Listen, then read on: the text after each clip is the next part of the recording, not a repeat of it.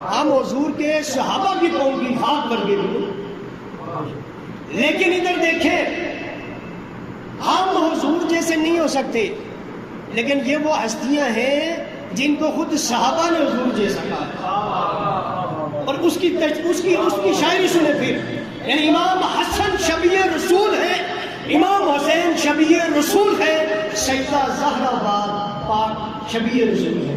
وہ کہتا ہے اس روح پہ نظر آتی ہے پرچھائی نبی کی، شبیر نبی سائیں کی تصویر کی جے ہو۔ حضرت ابو بکر صدیق مسجد سے باہر نکل رہے تھے نا، سیدنا ابو بکر صدیق کیا کیا تھا؟ جب مسجد سے باہر نکلے تھے، حضرت عمر ساتھ تھے، حضرت مولا علی ساتھ تھے، سامنے سے امام حسین آئے، سر جھکایا، اٹھایا، گردن پہ بٹھایا، اور قسم رب کی اٹھا کر صدیق اکبر کہتے ہیں اے حسین تو اپنے باپ علی کی نہیں، تو اپنے نانا نبی کی تصویر ہے۔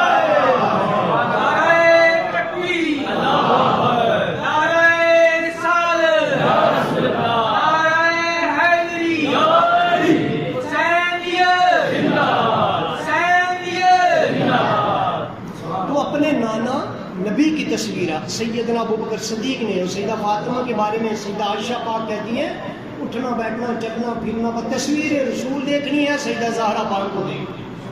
حضور کے جیسا کوئی نہیں، حضور کی جیسی یہ ہستیاں ہیں۔ نبوت کے فضائل میں نہیں، فیض کے اعتبار سے دیکھنا ہے شبیہ رسول، تو حسن کو دیکھو، حسین کو دیکھو، سیدہ پاک کو دیکھو۔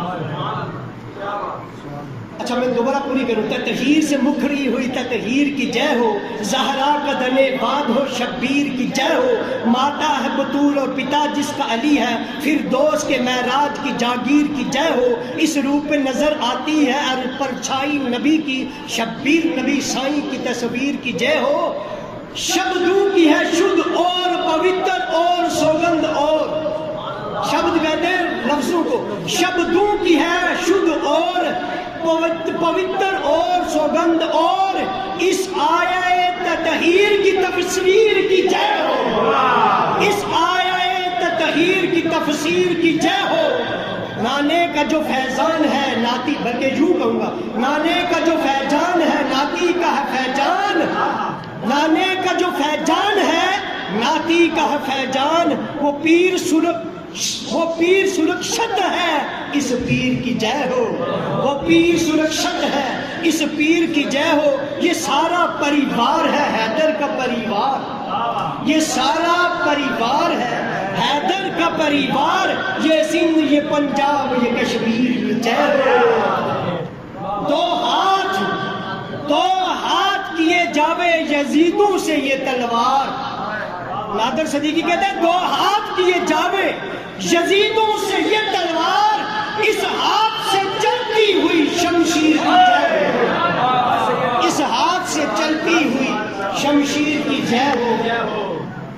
کربلا کا جو واقعہ پیش آیا یہ ایک بہت بڑا ایک ٹرننگ پوائنٹ تھا تاریخ میں، اور یہ میں باخدا کہتا ہوں، یہ مجھے خود میں نے غور و فکر جب کیا نا کیا وجہ ہے کربلا کی، میں بھی پیش کرتا ہوں آپ کو خلاصہ، کیونکہ میں نے آدم سے شروع کرنا ہے قیامت تک ختم کرنا ہے، لیکن بس آپ سمجھ جائیں گے کیونکہ وقت میں اتنی گنجائش نہیں ہے، میں چھلانگیں لگاؤں گا لمبی لمبی، لیکن آپ کو وہ جو کہوں گا وہ آپ خود مان لیں۔ یہ اتنا بڑا ٹرننگ پوائنٹ کیوں تھا؟ ادھر دیکھیں قرآن مجید فرقان حمید میں رب کائنات نے کیا فرمایا، میں اور شارٹ کر کے کہہ دیتا ہوں، بلکہ آیت بھی نہیں پڑھتا، آپ سب کو پتہ ہے۔ کیا آدم کو جب اللہ تعالیٰ نے مٹی سے پیدا کیا تو کیا کہا فرشتوں سے، اس کو سجدہ کرو، مٹی سے پیدا کر کے کہا میں نے اپنی روح ڈالی، اس کے بعد فرشتوں سے کہا سجدہ کرو، فرشتوں نے سجدہ کیا لیکن ابلیس نے نہ کیا، ابا واستکبر وکان من الکافرین، اس نے غرور و تکبر کیا۔ اللہ نے کہا تو نے سجدہ کیوں نہیں کیا؟ کہا اس کو تو نے مٹی سے بنایا، مجھے تو نے آگ سے بنایا۔ غرور و تکبر کیا، کہا میں اس کو سجدہ نہیں کرتا۔ اللہ نے کہا تجھے حکم تھا، کہا نہیں کرتا۔ اللہ نے اسے لعنت بھیجی، اس نے کہا مجھے مہلت دے دے، اس نے مہلت مانگی۔ یہ قرآن میرے سامنے ہے، آپ کو نے پڑھا بھی ہوگا، ترجمے سے پڑھا کریں۔ کہا مجھے مہلت دے دے قیامت تک۔ اور قیامت تک مہلت دے دے. اگلی بات بڑی سخت اس نے کہی. اس نے کہا مجھے مہلت دے دے. اللہ نے کہا مہلت دے دی. اس نے کہا میں تیرے بندوں کو تیری سیدھی راہ پر بیٹھ کر گمراہ کروں گا. یہ جرم کیا تھا؟ شیطان کہتا کیا تھا؟ سیدھی راہ. اس کو ذہن میں رکھنا, سیدھی راہ پر بیٹھ کر گمراہ کروں گا, یہ شیطان نے کہا. اور پھر اللہ نے کہا ٹھیک ہے, جو تیری پیروی کرے گا اس سے اور تجھ سے میں جہنم کو بھر دوں گا. لیکن اللہ نے بھی کہا, سورہ راف پڑھنا, اللہ نے بھی کہا جو میرے بندے ہوں گے وہ تیرے قبضے میں نہیں آئیں گے. جو میرے بندے ہوں گے ان پر تیری سلطنت نہیں چلے گی, ان پر تیری دسترس نہیں ہوگی. میرے بندوں پر مہلت دے دی. پھر کیا ہوا؟ اب آئے, جوڑے لگائے.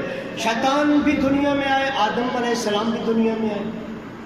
جب آدم علیہ السلام دنیا میں آئے شیطان بھی آیا. شیطان نے ذریت آدم کو برلایا, نسل انسان بکھرتی گئی, اور پھر شیطان نے ان کو سورج کو بھی خدا بنایا, بتوں کی بھی پوجا پاٹ شروع کرا دی, وغیرہ وغیرہ سب. اللہ وہ جو شیطان نے چیلنج کیا تھا نا کہ میں قیامت تک ان کو گمراہ کرتا رہوں گا, اللہ نے ان کو گمراہی سے بچانے کے لیے رب نے کرم فرمایا. یکے بعد نبی بھیجتا گیا. میں ٹرننگ پوائنٹ پہ آؤں گا کربلا پہ. یکے بعد وہ بھیجتا گیا انبیاء کو. ایک وقت میں 2 نبی بھی آئے, 10 نبی بھی آئے.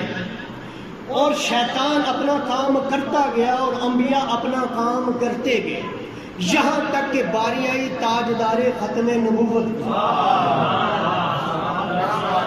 باری آئی تاجدار ختم نبوت کی, آقا دو عالم کی, فخر کائنات کی, محبوب کائنات کی, وجہ تکوین کائنات کی. اور اب شیطان کو ایک خوشی بھی ہوئی کہ میرا سب سے بڑا دشمن اب آیا ہے. اور دوسری طرف اس کو خوشی کس بات کی کہ اس کے بعد تو نبیوں نے نہیں آنا نا, پھر میرا ہی کام ہے. اسے نہیں پتا تھا کہ کتنی بڑا ٹرن لینے لگے نبی پاک. اس نے کہا کہ اس نے سوچا کہ اب تو آخری نبی آ گیا ہے نا, یہ اور اس کے صحابہ کتنا ایک رہیں گے. آخری نبی آئے ہیں اور یہ اور اس کے صحابہ کتنا عرصہ رہیں گے. حضور آ گئے, حضور صلی اللہ علیہ وسلم کی ظاہری حیات کتنی ہے, کہا اتنا ہی عرصہ رہیں گے. ختم نبوت ہے, خاتم النبیین ہے, اور رب نے ذمہ داری بنا کر بھیجی. اے محبوب, پہلے انبیاء کی ذمہ داری تھی, کوئی اپنے جگہ کا ذمہ دار, اپنے دور کا ذمہ دار. موسیٰ اور ہارون ایک ہی جگہ کے ذمہ دار, ایک ہی دور کے ذمہ دار. لیکن اے محبوب تو قیامت تک تیری ذمہ داری ہے. قیامت تک ہدایت کی ذمہ داری حضور کی تھی. بھائی حضور نے کتنا عرصہ رہنا تھا, حضور نے ظاہری حیات میرے پاک نبی کی کتنی تھی, اور پھر صحابہ کی کتنی تھی. 110 ہجری میں آخری صحابی حضرت طفیل رخصت ہوئے. حضور نے تبلیغ فرمائی, کل الگ میں صحابہ کو بھیجا اور حضور نے تبلیغ فرمائی. یہ تبلیغ کیوں فرماتے تھے؟ وہ شیطان نے جو چیلنج کیا تھا نا کہ میں گمراہ کروں گا, یہ اسی کا جواب تھا, اسی کا رد عمل تھا. یہ جتنا انبیاء کی تبلیغ ہے یہ رد عمل ہے شیطان کی اس بات کا, میں تیرے بندے کو سیدھے راہ پہ بیٹھ کے گمراہ کروں گا.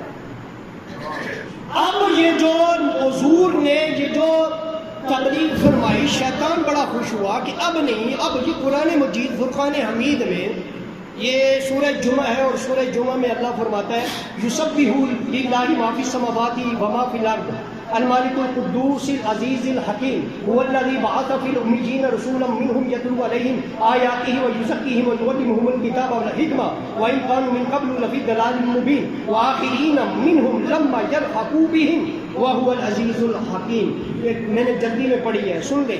اللہ نے کہا میں نے ان امیوں میں ان ہی میں سے رسول بھیجا ہے جو کیا کرے گا, ان کو اللہ کی آیتوں کی تلاوت بھی سنائے گا. وہ کیسا امی ہے, امی بھی ہے, اور اللہ کہہ رہا ہے وہ انہیں پاک بھی کرے گا. وَيُزَكِّيهِمْ, وہ امی ہے. امی کا معنی یہاں ان پڑھ نہ کرنا, اللہ کہتا ہے ان پڑھ ہے وہ امی بھی ہے, تمہیں پاک بھی کرے گا, وہ امی بھی ہے, کتاب کی تعلیم بھی دے گا, وہ امی بھی ہے. وَيُعَلِّمُهُمُ الْكِتَابَ, کتاب بھی سکھائے گا. جو سکھانے والا ہوتا ہے وہ استاد بن کر آتا ہے. پھر کہا والحکمہ, حکمت بھی دے گا. وَإِن كَانُوا مِن قَبْلُ لَفِي ضَلَالٍ مُبِينٍ, اس سے پہلے اگر تم گمراہ تھے. اور یہ ڈیوٹی کب ہے, یہ ڈیوٹی کب تک ہے؟ فرمایا وآخرین منہم لما یلحق بہم، حضور کی ڈیوٹی بعد والوں کے لیے بھی ہے، آخرین قیامت تک کے لیے ہے، جو ان سے یعنی صحابہ کا دور بھی نہیں پائیں گے، ان کی بھی ہدایت کی ذمہ داری تاجدار ختم نبوت۔ نعرہ تکبیر، نعرہ رسالت، نعرہ حیدری، حسینیت، حسینیت۔ دوڑے لگا کر میں آپ کو یہاں پر پہنچایا ہوں کہ حضور صلی اللہ علیہ وسلم نے قیامت تک اب ڈیوٹی نبھانی تھی، شیطان خوش تھا، نبی پاک ہو جائیں گے رخصت، صحابہ ہو جائیں گے رخصت، صحابہ بھی نہیں رہیں گے، نبی پاک بھی نہیں رہیں گے، اور پھر میں اپنا کام شروع کروں گا جو قیامت تک رب نے مجھے مہلت دی ہوئی ہے۔ اللہ حضور نے بندوبست ہی ایسا کیا، کمال کر دیا۔ ہائے ہائے، حضور جانتے تھے صحابہ نہیں رہیں گے، حضور جانتے تھے میں ظاہر نہیں رہوں گا۔ میں آپ سے پوچھتا ہوں ابھی بھی ہماری ہدایت ہو رہی ہے، حضور خود آ کے بذات خود جسم سے کر رہے ہیں؟ نہیں۔ آج سے 700 سال بعد میں اسی طرح کرتا رہوں گا، آپ اسی طرح ہوں گے؟ نہیں، کوئی اور آئے گا، کوئی اور آئے گا، ہاتھی آتے رہے اور یہ بندوبست کر کے گئے۔ حضور نے کہا قیامت تک، شیطان نے کہا میں گمراہ کروں گا، حضور نے کہا میں بندوبست وہ کر کے جاؤں گا جو اللہ نے کہا تھا میرے جو بندے ہوں گے نا ان پہ تیری دسترست نہیں ہوگی، ان پر تیری دسترست نہیں ہوگی۔ اللہ کے اس وعدے کو نبھاتے ہوئے جو رب نے کہا تھا ان پر تیری دسترست نہیں ہوگی۔ نبی پاک نے کہا انی تارک فیکم الثقلین، نبی پاک نے کہا میں دو چیزیں چھوڑ کے جا رہا ہوں، ان کو پکڑ لو، کبھی گمراہ نہیں ہوگی۔ وہ جو شیطان خوش ہو رہا تھا نا، اب صحابہ نہیں، اب نبی پاک بظاہر نہیں، اب ان کو کون روکے گا؟ حضور نے کہا میری آل روکے گا۔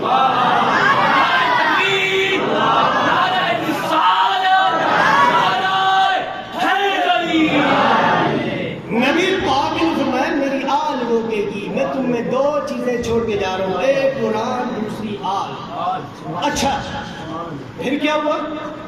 پھر ہوا یہ کہ حضور علیہ الصلوۃ والسلام پردہ فرما گئے، ابو بکر صدیق کا دور آیا، زور نہیں صحیح چلا، حضرت عمر کا دور آیا، حضرت عثمان غنی کا دور آیا، مولا علی کا دور آیا، امام حسن کا دور آیا، شیطان خوش ہوا۔ نبی پاک نے فرمایا تھا بس 30 سال تک خلافت علی منہاج النبوہ ہوگی، بس شیطان خوش ہوا۔ اب خلفائے راشدین بھی ختم، اب میری حکومت شروع ہوگی۔ شیطان نے کہا اب خلفائے راشدین بھی ختم، اب میں منمانیاں کروں گا۔ اور یہی بات ہوئی کہ جب خلفائے راشدین ختم ہو گئے اور اب شیطان نے کیا کہا؟ شیطان نے کہا کہ اب میں کیا کہا تھا سیدھی راہ پہ، بھائی یہودیوں نے آ کر ٹرن نہیں لینا تھا، آپ کو ابھی کوئی یہودی آ کے کہے آپ نہیں مانیں گے، عیسائی آ کے کہے تو آپ نہیں مانیں گے، مسلمان آ کے گمراہی کرے گا تو پھر گمراہ ہو سکتے ہیں۔ اسی لیے شیطان کو چاہیے وہ تھا جو بظاہر مسلمان ہو،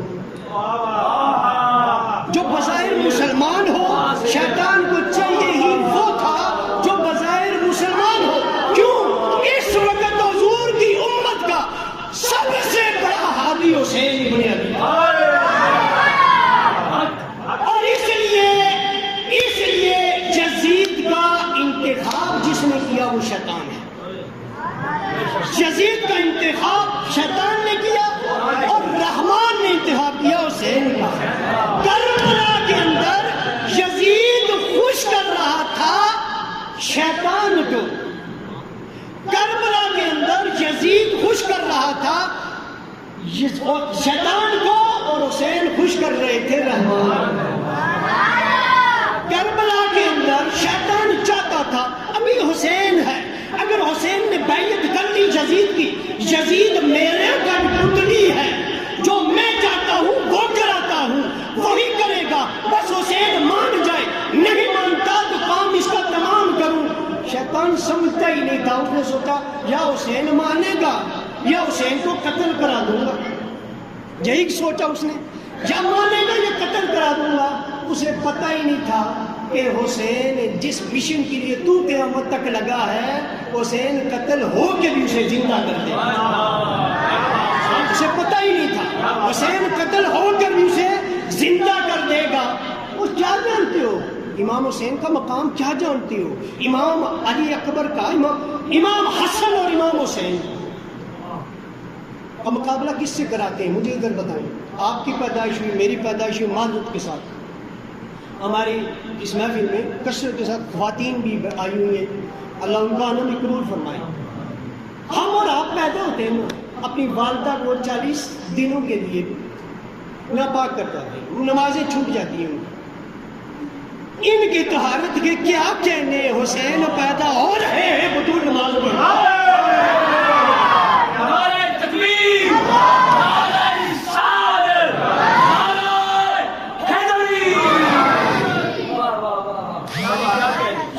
حسن پیدا ہو رہے ہیں، سیدہ بطول نماز پڑھ رہے ہیں. ہم تو ماں کو بھی ناپاک کر بیٹھے اور یہ آتے ہیں پاک آتے ہیں اور والدہ تو ہے ہی پاک. اللہ نے ایسے فرمایا انما یرید اللہ لیجزیہ. یہ پاک ہی تھے، شیطان ان کو سمجھا نہیں. اور شیطان اس وقت بھی نہیں سمجھا، اب بھی نہیں سمجھا. شیطان اس وقت بھی آٹھ مر رہا تھا جب نبی پاک نے انی تارکم فیکم ثقلین فرمایا. اور آج بھی آٹھ مر رہے ہیں. یہ کیا ہو گیا؟ آج بھی آٹھ مر رہے ہیں. یہ ہو کیا گیا؟ اور یہی وجہ ہے کہ کربلا میں شیطان سمجھ نہ پایا کہ حسین نے میرے ساتھ گیم کھیلی ہے یا میں نے کھیلی.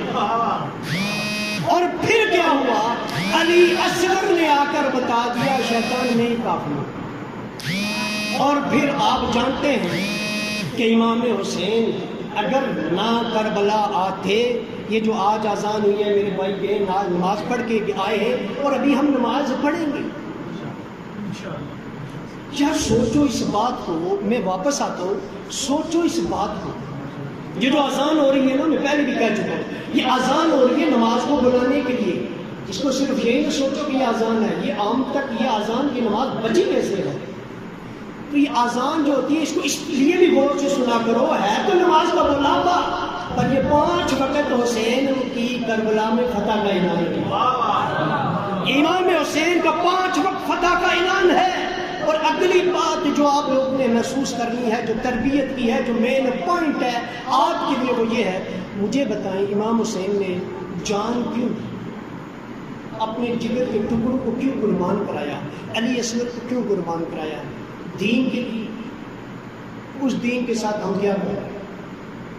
نماز امام حسین نے وہاں نہیں چھوڑی، قرآن نہیں چھوڑا.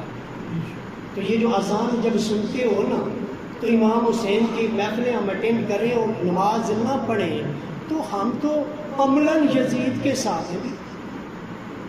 اگر عملاً حسین کے ساتھ حسین کی مشن کو تکمیل تک پہنچانا ہے تو پھر جب آزان ہو تو یہ خیال آنا چاہیے کہ اس کے لیے کنبہ لٹایا حسین نے، نماز نہیں چھوڑی. اس کے لیے کنبہ لٹایا حسین نے، قرآن نہیں چھوڑنا.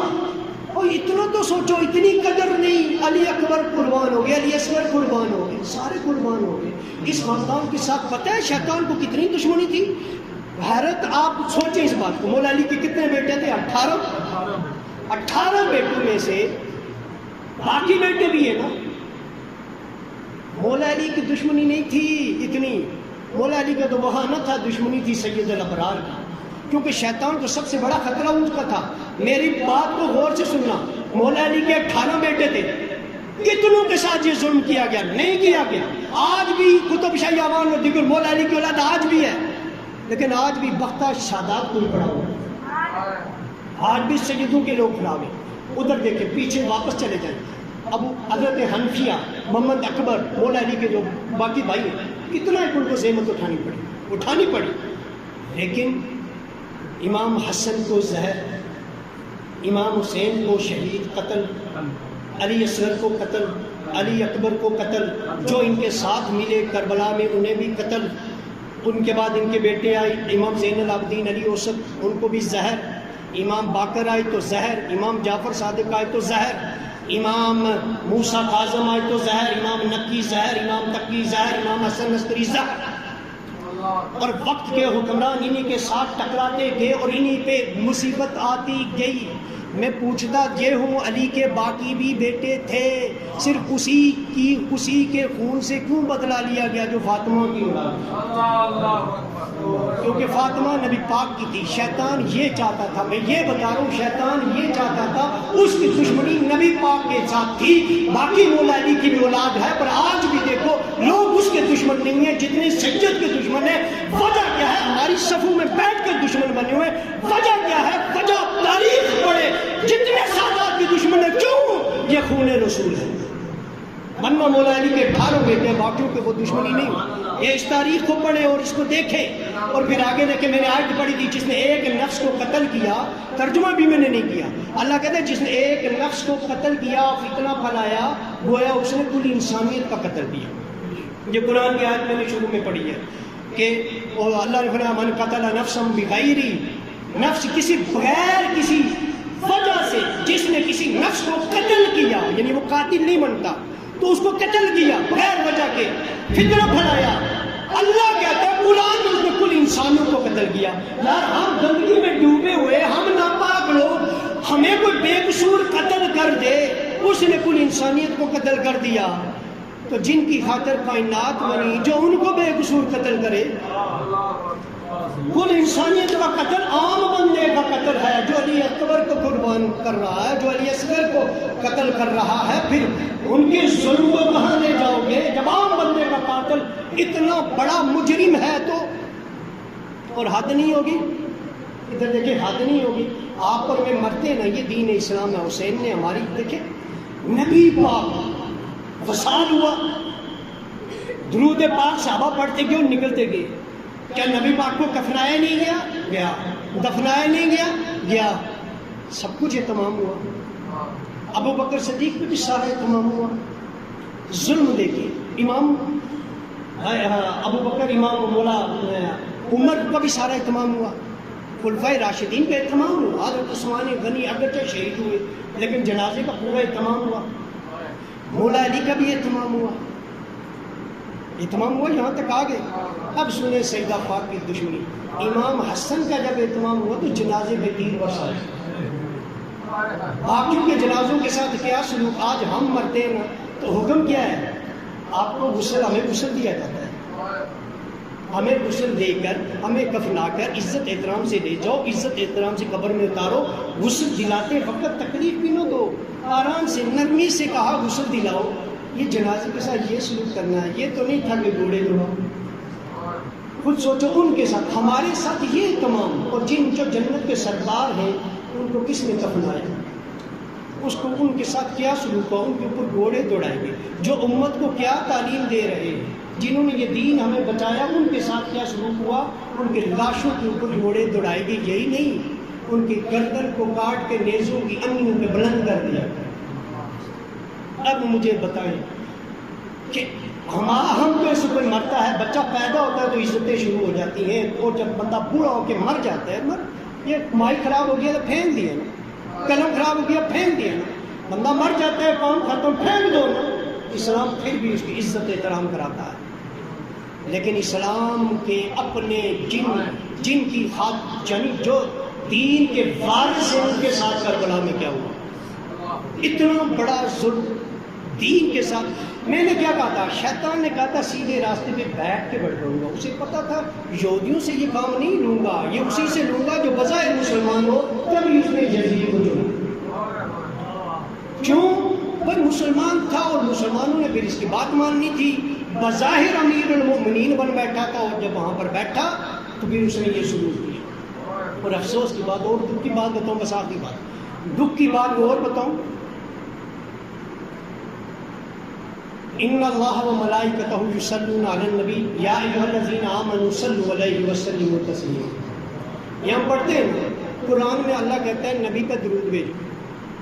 آل کا تو ذکر نہیں, میرے فرشتے بھی نبی کا درود بھیجتے ہیں, ایمان والوں کو بھی درود بھیجو. آل کا کہاں ذکر آیا؟ لیکن ادھر دیکھیں, اہل حدیث سے پوچھو نا, وہ کہے گا آل کا درود نہیں بھیجیں گے نماز ہی نہیں ہوگی. دیوبندیوں سے پوچھو نا, کہیں گے آل پر درود نہیں بھیجیں گے نماز ہی. شیعوں سے پوچھو نا، آج میں درود نہیں بھیجیں گے نماز، یعنی درود میں تو اختلاف ہی نہیں ہے نا، کہ جب تک نبی پاک پر درود نہ بھیجے، کیوں یہ حکم نبی پاک کا تھا، صحابہ مجھ پر دم کٹا درود نہ بھیجنا، میں کہا کیسے یا رسول اللہ؟ کہا جب مجھ پر بھیجو میری آل پر بھیجو۔ اب سنیں ادھر، یہ ہے کارنامہ اس یزید لائن کا کہ کربلا میں یزیدی ان کا ہی قتل کر رہے تھے، نماز پڑھنی ہے، جلدی سے حسین کا کام تمام کرو، کیونکہ نماز بھی پڑھنی ہے، اور شہید نہیں تھا جنہیں قتل کر رہے تھے، نماز میں انہی پہ درود بھی بھیج رہے تھے، انہی کی نماز میں انہی پہ درود بھیجنا تھا اور اپنی نماز مکمل کرانی تھی۔ اسی لیے کہتے کتنی نمازیں ایسی ہیں جو منہ پہ ماری جائیں۔ اب مجھے بتائیں، آپ میں سے کون دعویٰ کر سکتا ہے ان کی نماز، ان کی جمعہ قبول ہوئی؟ کچھ بھی نہیں قبول ہوا، کچھ بھی نہیں قبول ہوا۔ میں ایک شعر سوچ رہا ہوں اقبال کا کہ حدیث عشق کربلاؤ، حدیث عشق دو باب است کربلاؤ دمشق، حدیث عشق دو باب است کربلاؤ دمشق، یکے حسین رقم کر دیگرے زینب، کہ یہ جو اللہ کے عشق کی بات ہے نا، اور لوگوں عشق کس سے کرنا ہے، یہ جو اللہ سے عشق کی بات ہے نا، ادھر دیکھو عشق کی داستان اقبال کہتے ہیں بس دو ہی نے رقم کرائی ہے، ایک کربلا میں، ایک دمشق میں، ایک کربلا میں حسین نے تلوار سے رقم کرائی ہے، اور دوسری دمشق میں یزید کے سامنے حسین کی ہمشیر نے، علی کی بیٹی نے زبان ہی کو ذوالفقار بنایا اور پھر اپنی تاریخ رقم کرائی ہے۔ اور اس کی داستان آج یہ ہے کہ ان لوگوں نے یہ قربانیاں دے کے یہ دین ہم تک پہنچایا ہے۔ اللہ تعالی ہمیں اس دین پر عمل کرنے کی توفیق